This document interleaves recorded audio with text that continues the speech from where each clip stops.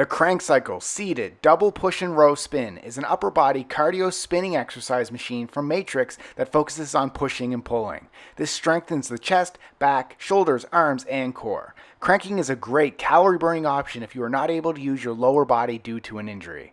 There is also a standing and wheelchair accessible Krankcycle option that does not have a seat.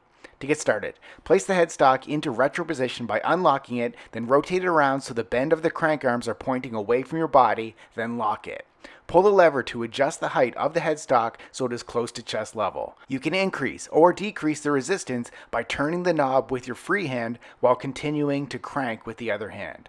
Sit down on the seat, then grip both crank arms with your hands and position them at the bottom. Brace your abs, then push the handles away from you, then pull back in a nice and smooth spinning motion. Repeat for time. Subscribe to get a new exercise video every day.